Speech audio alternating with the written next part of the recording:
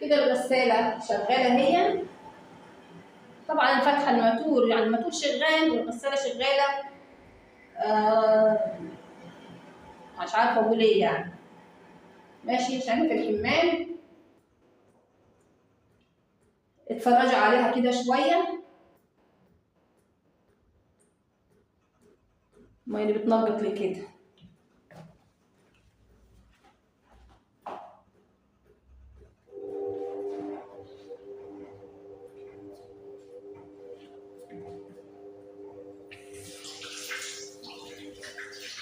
اوعي تحط فيها بطانية. يعني مثلا حاجة أكبر من حجمها أنت كده بتقضي عليها. يعني لو حطيتي مثلا عندك الشتاء داخل، عايزين نغسل بطاطين، عايزين نغسل كبريتيات، عايزين مش عارفة إيه، نعمل إيه؟ لو مش إيدك بانوا في الطشت وديهم المغسلة، اتصرفي وابعدي عن دي. اوعي تحطي فيها بطاطين حتى لو حجمها كبير. ماشي، لو حجمها كبير قدين يعني مثلا 20 كيلو مثلا، حطي فيها البطانية بس تكون يعني خفيفة شوية، تقدر الغسالة تنبع بيها وتلف بيها وتكمل دورتها على حين. لكن تحشريها فيها كبيرة عن الغسالة وتحطيها فيها غصب عنها وتغسل البطانية بالغسالة وهي مش على مقاسها ومالية الحلة من جوه، كده انت بتدمريها وتقضي عليها. مش تكتروا غسيل، شغليها. انا مش هقولك لا، حطي دول، حطي 2 هتشتغل. اهم شيء انك تشتغلي عليها ومش ايه، وابعديها عن الميه. اوعي البرومه، مش تخلي تحت منها في وساخه نقص تحت منها على طول. خلي بالكي بس من الميه من تحت كده من البرومه. انا حطاها على كرسي اهو يحميها من الارض. ماشي، يلا هسيبكم معاها شويه.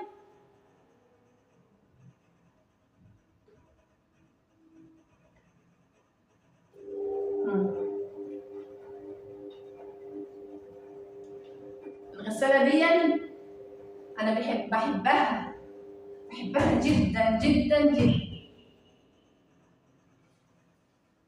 شوف مين اللي على الباب.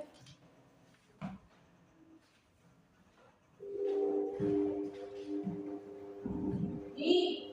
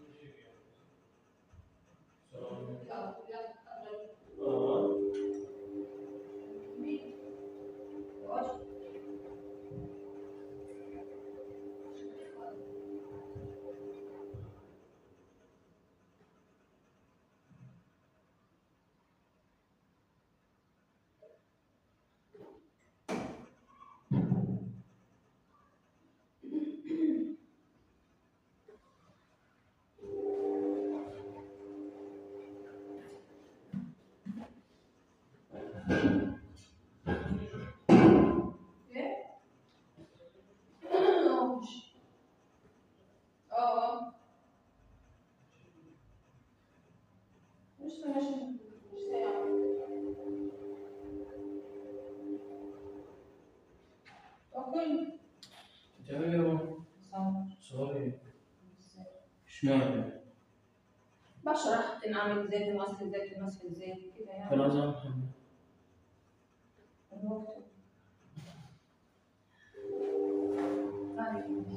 انت بتصوري ولا لسه هتصوري؟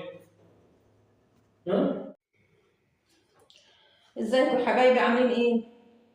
انا في الحمام طبعا، مش عارفه اتكلم كتير ولا قليل. طبعا احنا في الحمام ننظف الغساله دي مع بعض. ايه رايكم؟ ونشرح كده احنا عملنا ايه وجبناها ازاي كده يعني. بصوا يا حبايبي، الغسالة دي في الاوتوماتيك. زانوسي يعني إيديا زانوسي أو هو زانوسي. ماشي. الغسالة دي عندي من إمتى؟ من 2005. كان يجالي غضروف في كتفي اليمين، طبعا يعني وجع دراعي كله، الإيد دي عطلت.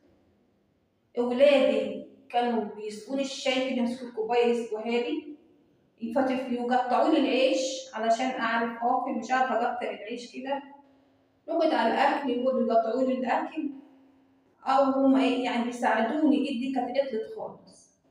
فأنا هم كانوا صغيرين أطفال مش يعرفوا يغسلوا يعني، ويقوموا بالعمل بتاع الغسيل بالذات. وهم صغيرين كنت دايما ألبسهم أبيض، يعني أطقم كده داخلية فلاين يعني بيضة، أولاد وبنات. كان عندي هدوم يعني بغسل أبيض مثلا 3-4 أحداد، هما وأبوهم. هو راح لحاله والولاد كانوا صغيرين لسه، البنتين كانوا داخلين تانية ابتدائي، الولاد كان حالهم 4 سنين، الكبير كان عنده 11 سنة، كان داخل أولى إعدادي، مش كان في 6. فنعمل إيه؟ قلت لا أنا مش هينفع كده. كان عندي الغسالة العادية كنت بغسل عليها، بس يعني خلاص وقفت، عطلت خالص يعني. طيب رحنا بقى إيه، كلمت واحد بيبيع أجهزة وكده بالقسط، يعني واحدة بتاخد 350 جنيه معاش الزوج، مش هتجيب غسالة في الأوتوماتيك. كانت أيامها يعني مثلا هنقول ب2000 جنيه أو ب1500 كاش، كنت جايبها ب3 قسط. أروح أجيبها النهاردة ولا 50,000 جنيه. ومن سنتها والغسالة دي عندي ولحد وقتنا هذا. طبعا ودراعي برضه هو الغضروف، والإيد التانية عاملة عملية. ماشي كله كويس. اتصلحت 3 مرات، آخر مرة من أسبوع ولا مش هنكمل 10 أيام مصلحاها ب1500، مش هنكمل 10 أيام، يعني ممكن كل 2 الفترة غير اللي فاتت دي مصلحاها ب1500. أنا صادقة معاك، مش عارفة أحلف في الحلم، ما بحبش الحلفين. مصلحة غسالتي من قيمة 10 أيام أو أقل شوية ب1500. وقبل كده صلحت ب350 جنيه، خدوها مصر صلحوها وجابوها في الشركة بتاعتها. وقبل أول مرة بقى صلحت كام؟ ب80 جنيه. دنيا دوارة والزمن اتغير. طيب حاجة لها قيمتها زي دي، يعني بتغسل طلع الهدوم منها، بتفوضيها بس على الحبل، يعتبر ناشفة يعني. ماشي. علشان كده يعني لازم تكوني حريصة عليها، على الدرج. ما تخليش هنا مسحوب يتربى هنا كده او يحجر هنا كده وتيجي تلفلي يبقى ايه موارد منك كده. لا شوفي على الاخر. ليه؟ انا صلبت كده، تيجي من هنا كده اهو، بنمسح هنا كده اهو، الدرج نظيف وزي الفل. ماشي اهو كده تمام.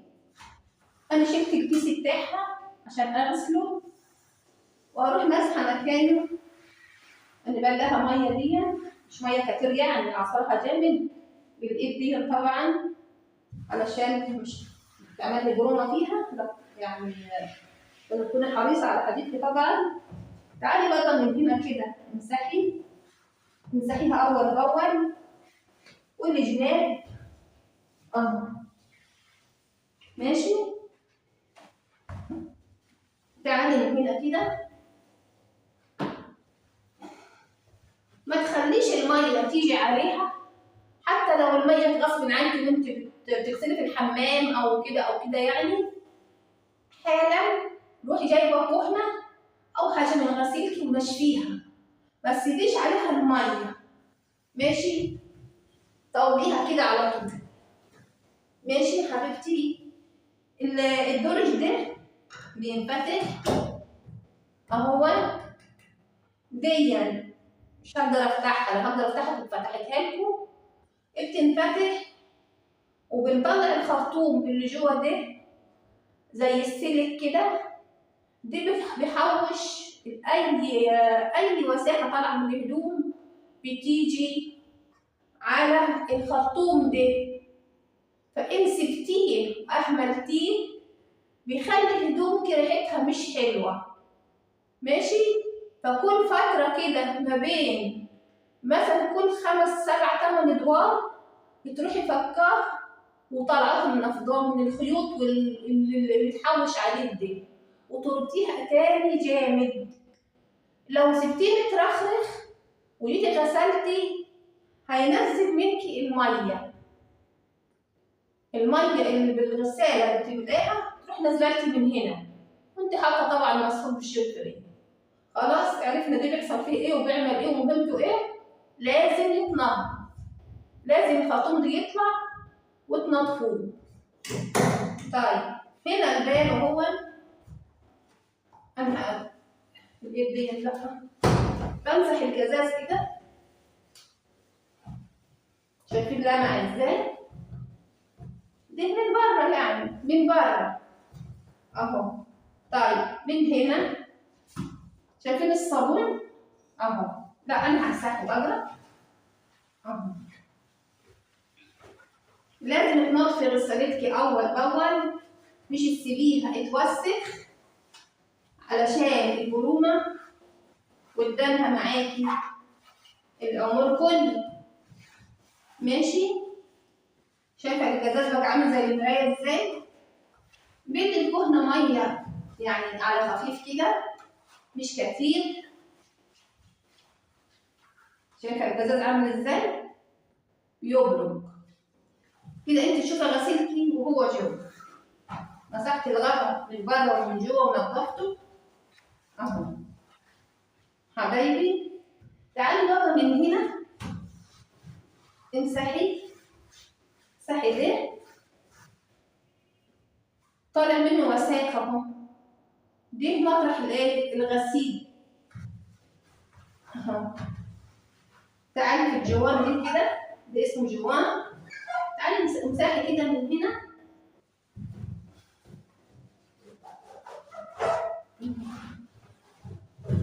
انا ايدي فتره مش مسحت ولا جبت نواحيها عشان ايدي اهو. انا بعمل بايد واحده اهو، ربنا تعبني بس مضطريه امسحها، لازم امسحها يعني، لازم تتمسح، لازم الغساله تنضف، لازم. حتى لو غساله عاديه انت خلصت غسيل فضي غسالتك وغسليها جامد ونضفيها وروحي كفياها. الغساله العاديه اللي بناخد منها الهدوم دي ونطلعها ونعصرها وننشر، نطفي غسالتك من بره ومن جوه وشفاها كويس وروحي مكفياها. الميه بقى اللي عند الماتور او الخرطوم موديها جوه بتنزل تتصفى من الخرطوم مش من الغساله، من الخرطوم. المحافظه يا جماعه بتخلي الحاجه تبقى طويله العمر. ماشي؟ النهارده عشان تجيبي غساله زي دي ولا 20 ولا 30,000 دي يعني احسن نوع في الغسالات. لا تقولي كريازي ولا سكاني ولا ماني ولا كل اللي بيطلع ده، الادية المشيعلة عليه في كل الاجهزه. ماشي؟ اهو يا حبايبي غسالتنا لمعت. اجي بس من هنا كده عشان امسح الجانب ده معاكم اهو.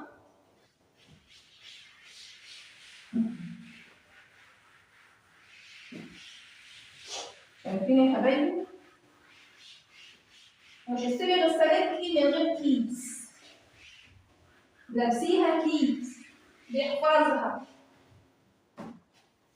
يلا امسحي بقى الجنان، لمعيها حلو كده. كده احنا ايه؟ تمام. ماشي؟ ماشي. انا هشت الكيس علشان اغسله، اخمر في حبة مية بشوية اومو ولا مسحوق من بتاع الغسالة، ولما ينشف ممكن احطه فيها ينغسل فيها تغسل. خلاص يا حبايبي، خلاص. ده المسحوق بتاعها. انا بستعمل اوكسي، كنت بستعمل اريال زمان، بس الاريال طبعا شامط غالي. ملو الكوبايه دي بحطها في الدرج بشويش اهو، مش بخلي المسحوق يتوزع في مكان دي مكان معطر، مكان مش عارفه ايه. احط كمان شويه اهو يا حبايبي. ماشي. ما تمليش الدرج على الاخر عشان مش يبهدل منك الدرج. هنا لو اجى هنا المسحوق مش بيطلع بسهوله، مش بنسحب بسهوله برضه من الغساله نفسها. وهنا مش مكان مسحوق، دي مكان المعطر والحاجات دي. يلا نقفل الدرج. مش تسيبي بقى كيس المسحوق دي مفتوح. ليه؟ قولي لي ليه؟ علشان الريحه ما تطلعش منه. في كيس تاني كده اهو، وروحي رافعه عليه. ماشي؟ اهو. يلا نحط الدول مع بعض، وكل شويه كده شيليها من مكانها. انا مش هقدر اشيلها، بس احنا كنسينها شيلناها يعني مكان راجل بصلحها، جبناها كده من ناحيته، كنسنا مكانها، ابني كنس مكانها ونضف مكان، يعني هي دلوقتي مكانها نظيف. حتى لو مش نظيف انا مش هقدر طبعا اجيبها الناحيه دي ضروري عشان ايدي ودراعي. طيب نعدي.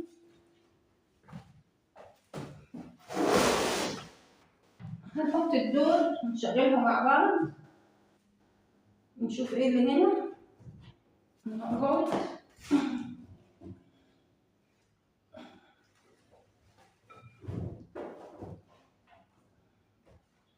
لو انت مثلا الشتاء داخل عليكي ما تحطيش الصوف مع الهدوم العادية. لو صوف حط الصوف مثلا مع بعضه، او الهدوم التقيلة اللي هي ما بتحب، في هدوم ما بتحبش المية السخنة، وفي هدوم زي الابيض، زي مثلا هدوم بيضة داخلية ميلي كده يعني. طيب الهدوم الشتوي ما تكتريش عليها، مش تزودي المية السخنة. ماشي؟ مثلا بليزر زي ده مش تزودي المية السخنة، هنحطه مش هنحطه ليه هنحطه. ماشي؟ هي الغسالة دي حبايبي 5 كيلو، لازم يكون بين الغسيل والحلة اللي فوق شبر كده علشان تنظف الغسيل وتعرف تاخد راحتها في اللف.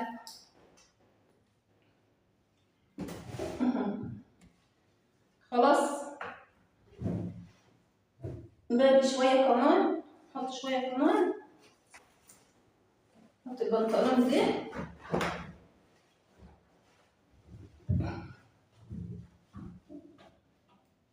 نحط حاجة كمان خفيفة كده، بلاش ده، نحط ده. ماشي؟ ايه هنا؟ طيب نحط دول بس كده. تمام التمام.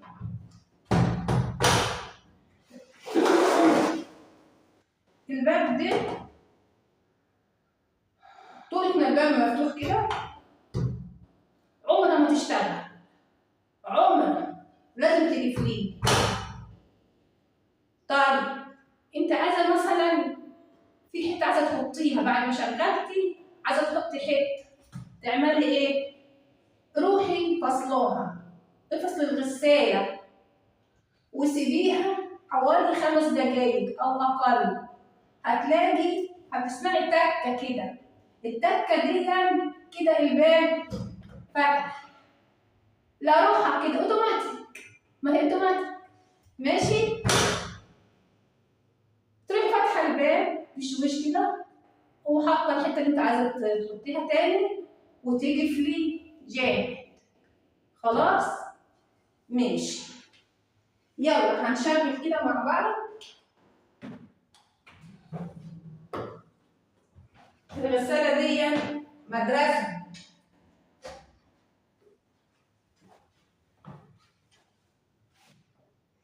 هنجيب كده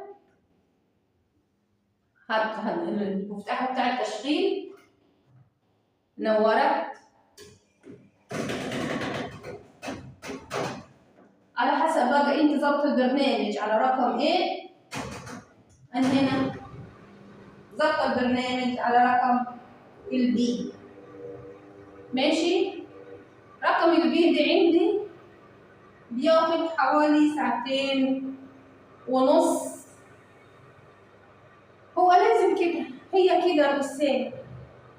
خلاص احنا شغلناها. الزرار المفتاح ده او الزرار ده اسمه الغاء العصير، يعني لو اتكيتي عليه مش هتعصر، هتطلع الهدوم عليها فيها ميه، كلها ميه.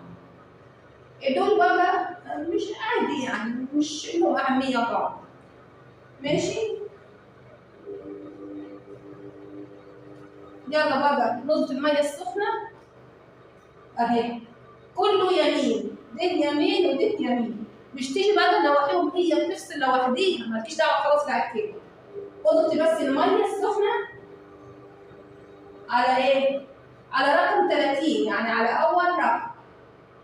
لو انت حضرتك بقى ابيض او ميري اللي هي مش بتكرمش، هتروحي انت مزوده مثلا كمان رقم، كمان رقمين زي ما انت عايزه. السخان بتاعها بيخلي الميه جايده نار نار نار، ماشي؟ انا هنا على رقم 30 على اول رقم، دي مظبوط كده جدا، ماشي؟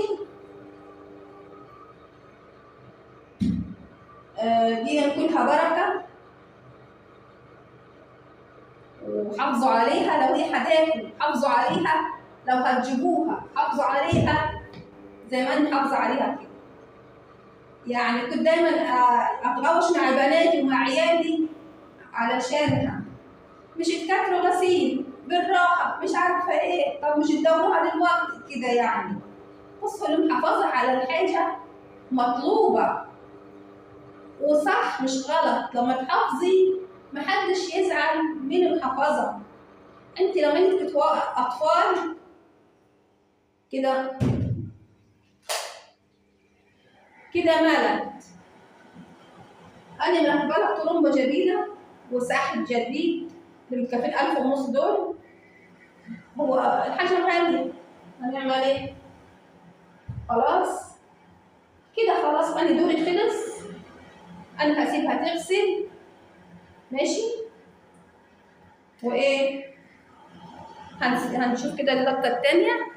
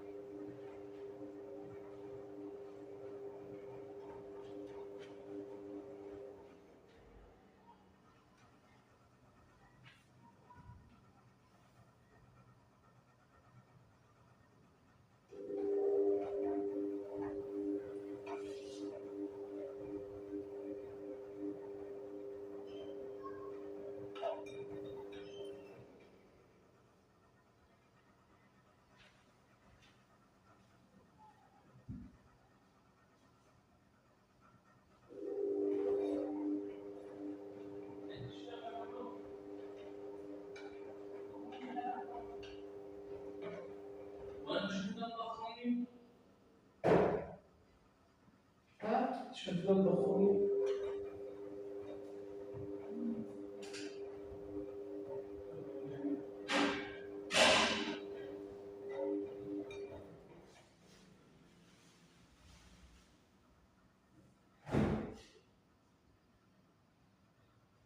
راح من فوق الوجه. كسر النهارده. كسر ما شاء الله.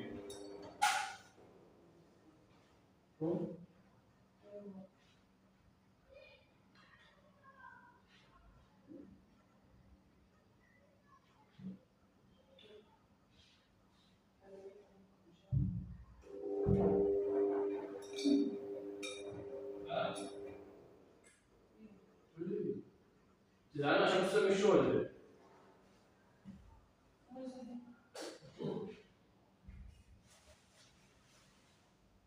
شكلك بتعمل فول اهو. راح نحط ماشي.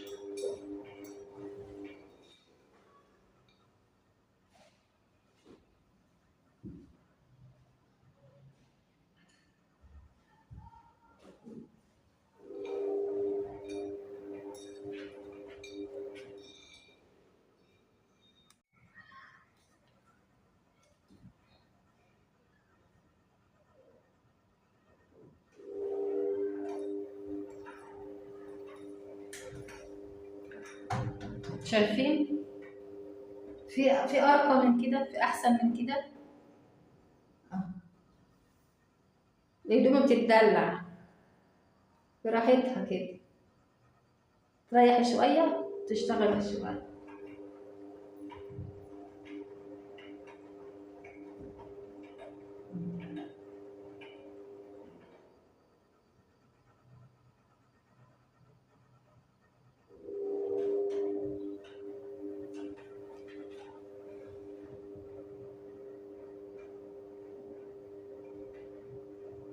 لو فيه لمضة في الوش كده كانت ظهرت لكم الغسيل من جوه، بس اللمبة اللي هي موجودة هنا فوق الغسالة ذات نفسها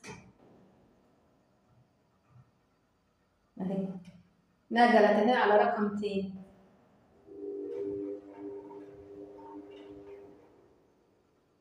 يلا يا حلوة.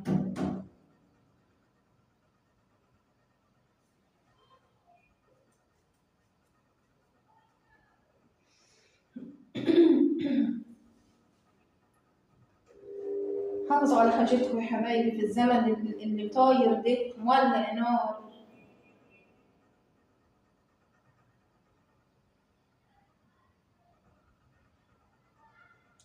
تصريحة يعني اجى لحد هنا ومش كمل 10 دقايق خد ال1500 ومشي.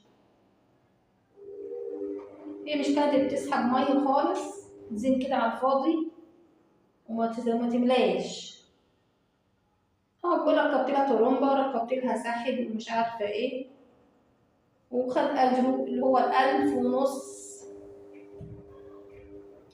فحافظوا على حاجتكم يا حبايبي، حافظوا على حاجتكم. تصليح الأجهزة مش بالساهل. يعني ساعة ما شفتها عطلت كده بصراحة أنا انغميت. لأن هي يعني هي كل حاجة في البيت طبعا، غسيل بتشتغل في الأسبوع يمكن 3 4 5 مرات. يعني السبت ده مثلا مليان ممكن أحطه على دورين أو على 3 أدوار كمان، فهي شغالة على طول.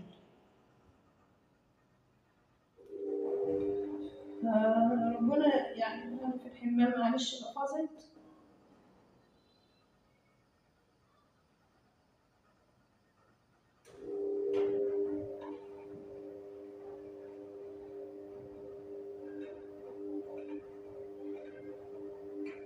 حتى لما تقلل الغسيل يعني تديها راحتها في الغسيل تنظفه لك، لكن لو انزحمت طبعا مش هتنظف، ترجع تقول الغسالة مش بتنظف. لا دي منا احنا بقى، من ايدينا احنا. اديها مسحوقها تمام التمام واديها راحتها في الغسيل، مش تزحمي الحلة هتنظفي لك الغسيل.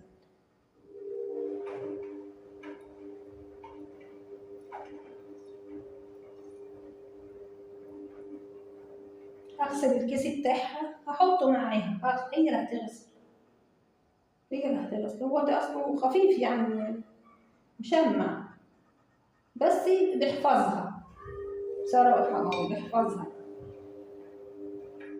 هجيب له واحد جديد إن كان في أجل. أنا عايزاكم بس تشوفوا اللفة بتاعتها الحلوة السريعة دي.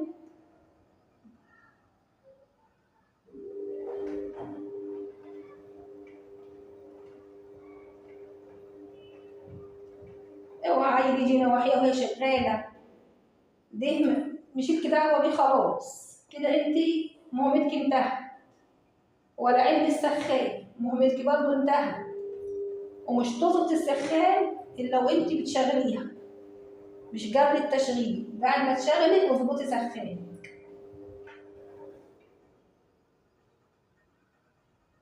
يلا يا حلوة اشتغل، وري الحبايب كده.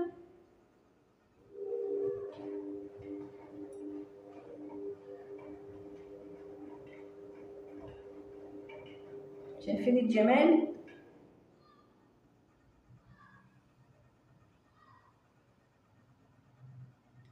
صراحة جمال يعني.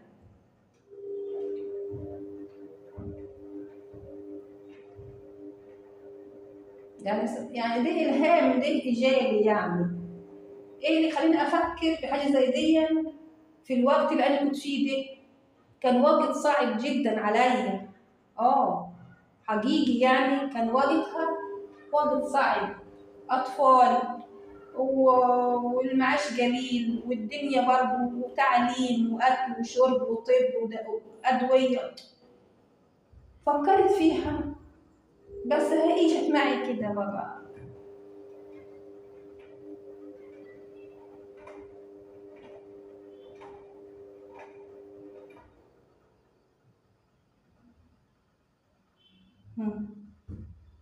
مش فضيتي ولا مرة لسه؟ نقلت اهي على رقم تالت.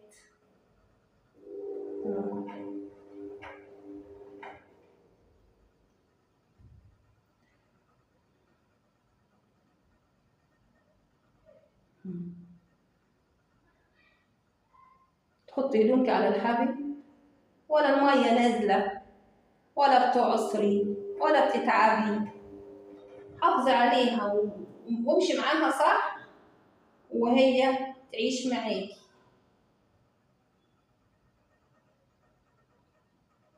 بس هي لازم يحصل حاجة، يعني لازم. احنا بني ادمين بنتعب ونعطل.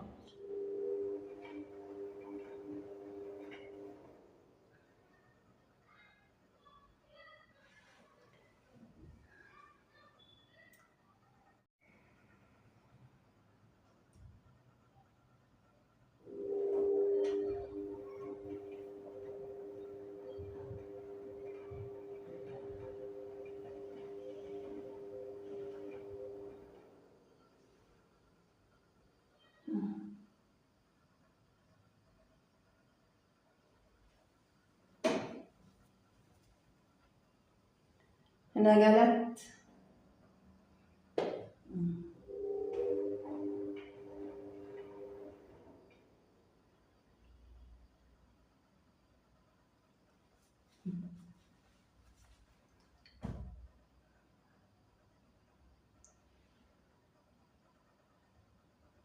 عروسة اهي.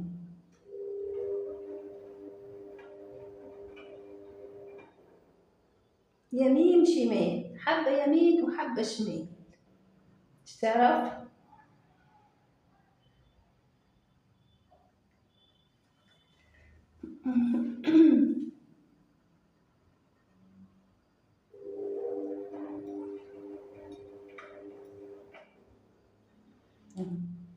ايه هنا بقى نظف الغسيل، برضو مش تعرف.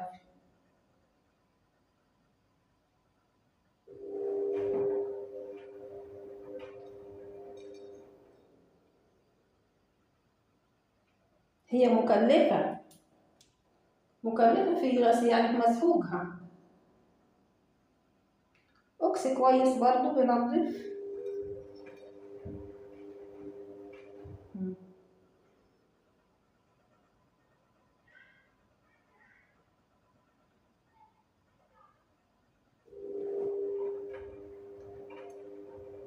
لسه لحد دلوقتي ما صرفتش، يعني ده أول دور تملاه.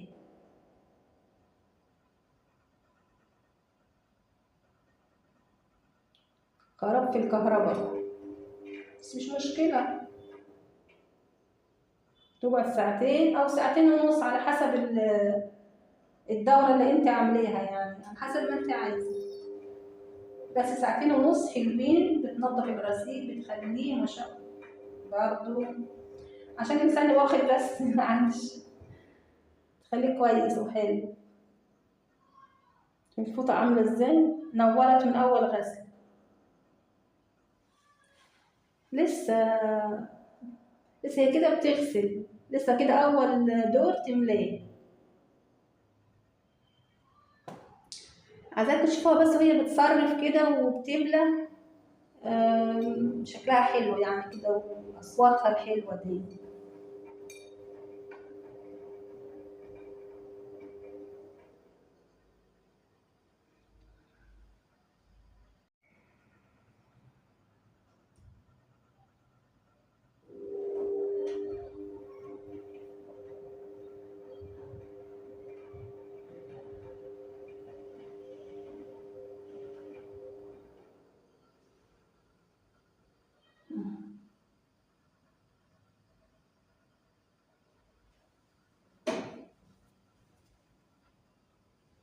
أنا جلت.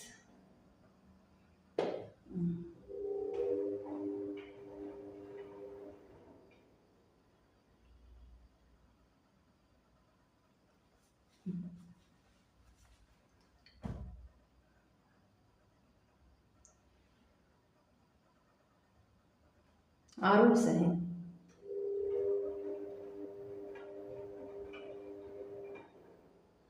يمين شمال، حبة يمين وحبة شمال. مش تعرف؟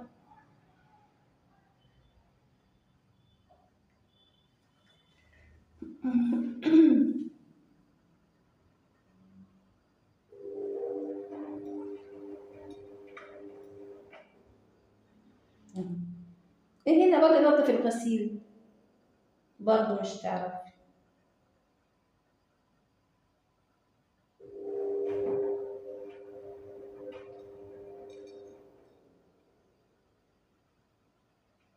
هي مكلفة في غسيل يعني في مسحوقها. أكس كويس برضو بينضف.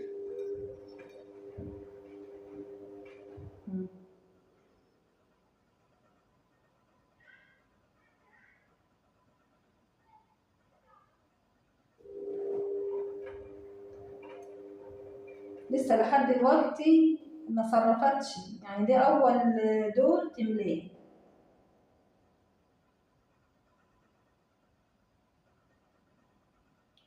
خراب في الكهرباء بس مش مشكلة،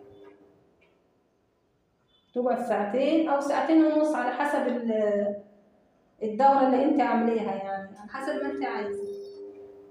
بس ساعتين ونص حلوين، بتنضف الغسيل بتخليه ما شاء الله برضو عشان الإنسان واخد بس معلش تخليه كويس وحلو.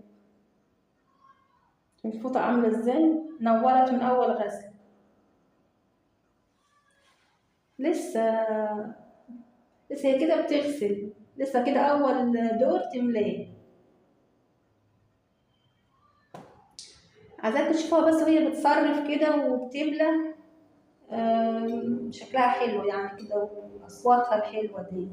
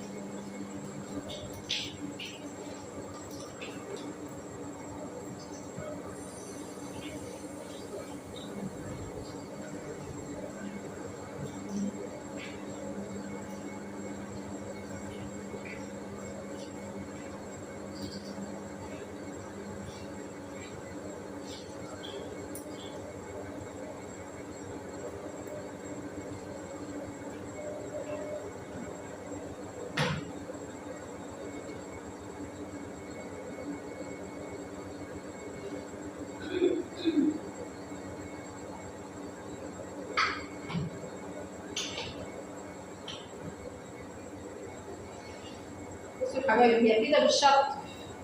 ليه؟ من دورة التشطيب. يعني كنت حريصة على ان اوريكم الحتة دي. يبقى كده ساعة ونص.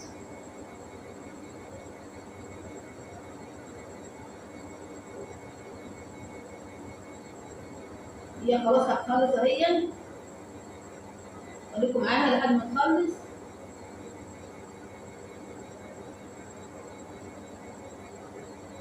بس مش تنخضوا من اللي هي هتعمله دلوقتي يعني.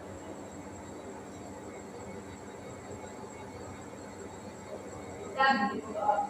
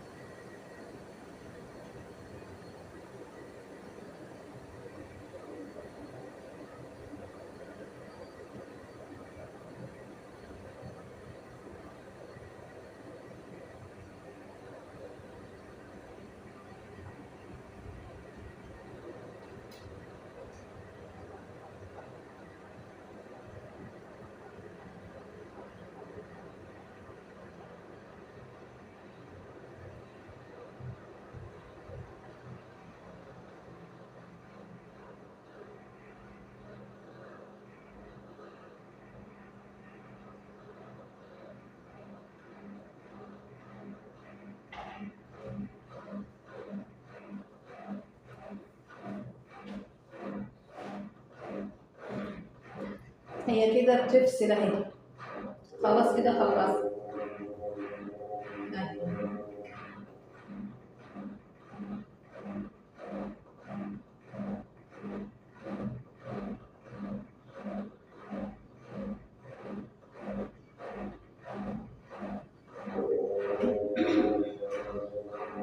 كده ايه؟ كده بتنشف. الدورة ديت بتقعد حوالي نص ساعة لتلت ساعة مثلا تنشيف، بتنشف في الغسيل. يعني هي وحدها كده أول دورة حوالي نص ساعة أو ساعة، ده غسيل تغسل، وبعد كده تشطيف، وبعد كده التنشيف اللي هي المرحلة الأخيرة دي. خلاص كده مفيش مية، خلاص كده بتنشف الغسيل.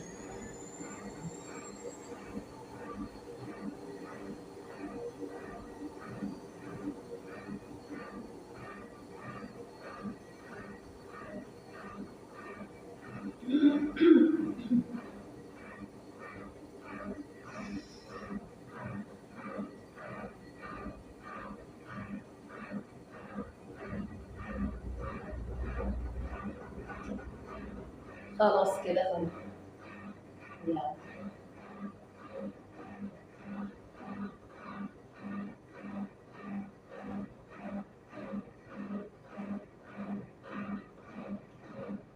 انت بقى بتدوريها ومالكيش دعوه بيها بعد كده خلاص، لحد ما تخلص الدور وتفصل برضه لوحدها، ملناش دخل خلاص في اي حاجه.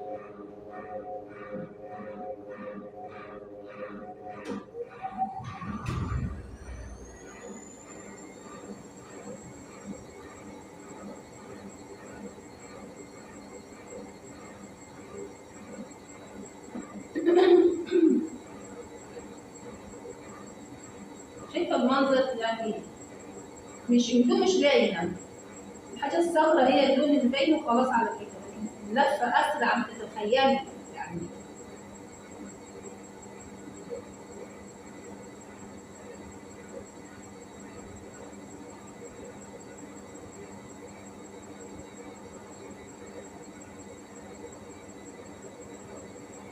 الفيديو طويل شويه بس هو كله معلومات للبنت اللي لسه متجوزه جديد وخدها غساله من الاوتوماتيك، فهي مش طبعا بتخش مش فاهمه حاجه لسه او مش عارفاها طبعا. فانا شرحت لكم على كل حاجه من البدايه خالص، تتنضف ازاي من هنا ومن هنا ومن الجناب من جوه من الجوان نفسه، التشغيل ازاي هنا. لو مش هنوصل مش هندعم المفتاح ده لو اتكينا عليه مش هنوصل الغسيل، مش هننشف قصدي يعني معلش. طالع الهدوم انت تعصرها بايديك كلها ميه، ليه ملوش داخل خالص في التنشيف، الثلاثه دول كده مالكيش دعوه بيه، مش عايزينه، كل اللي احنا عايزينه اللي هو ايه نشغل بيه بس كده.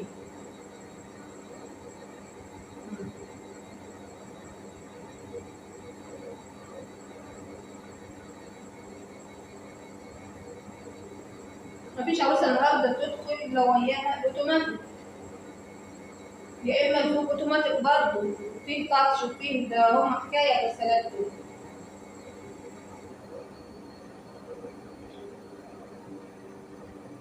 بس الكوك اوتوماتيك دي يعني هي اسهل من دي كتير، ومسحوقها اي كلام يعني مسحوق العادي خالص كانها غساله عاديه، بتحط لها مسحوق عادي اللي هو مش زي الديل، مش اوتوماتيك يعني تشتغل اي حاجه.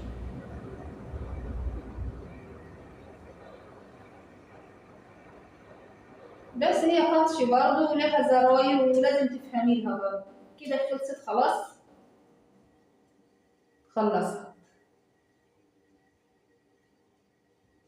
هنستنى بس ثواني بس، هنسمع الباب، هنسمع التكه اللي هي بتفتح الباب، اوعي تشديه كده غصب عنها مالكيش دعوه بيها خالص.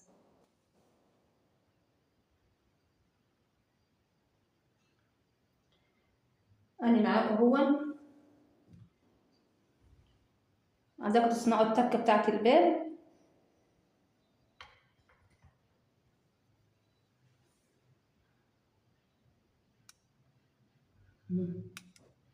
يلا يا باشا، بص كده مهما تفتحي لسه قافله اهي، تفتح لروحها. يعني يسلم العادل اللي يخترع الحاجات دي.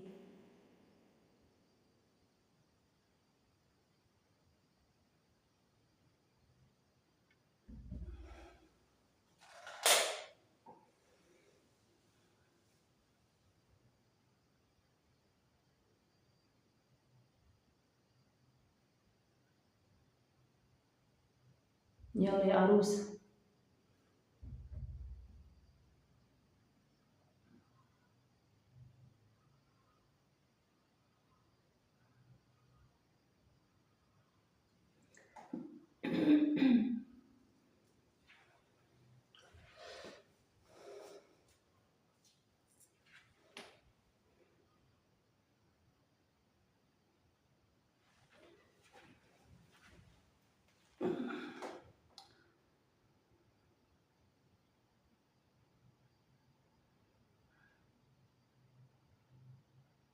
خلاص قربت تفتح اهي.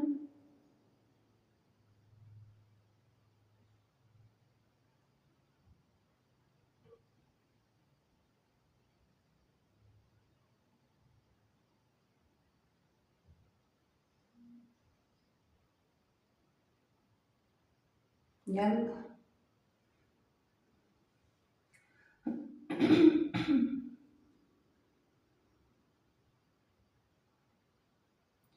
يعني حاولي مثلا انت خلصتي خدي غسيل تنشريه وهو لسه ريحته حلوه كده. لا بصراحه كل ما يقعد في الغساله ريحته بتقل. وانا بشطف الغسيل تاني لو بطل عندي شويه ومش مالكه امشي بشطفه تاني، بديله دوره بسيطه حوالي 10 دقايق ربع ساعه كده تشطيف يعني.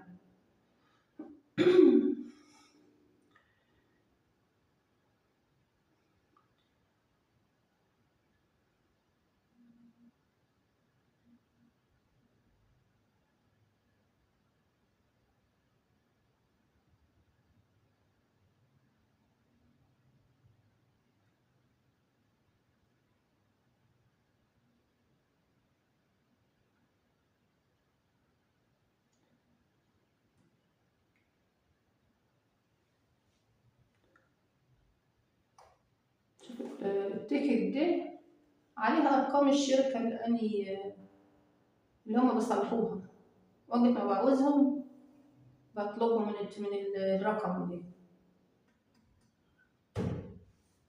مش تجيبي اي حد يصلح لك الغسالة دول بالذات.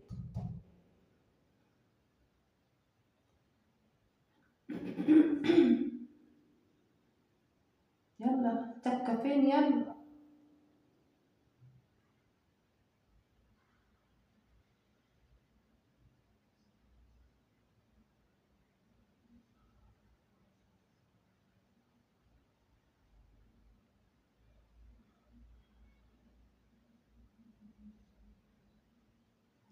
معلش الفيديو طويل عليكم شوية، ممكن نقسمه على فيديوهين ممكن نعمل كده.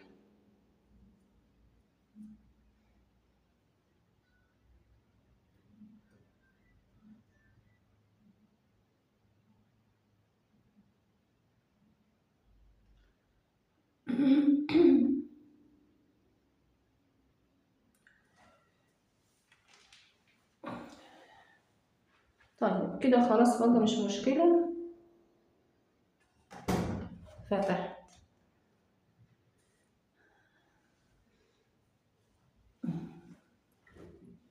شايفة الغسيل بالله عليك بس منور وريحته بقى.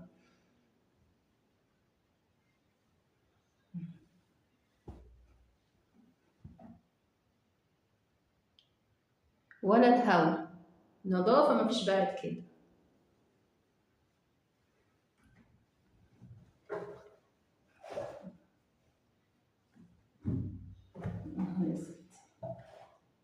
شوية كده أغسله أنشره بريحته الحلوة دي. يلا خلصنا، مع السلامة.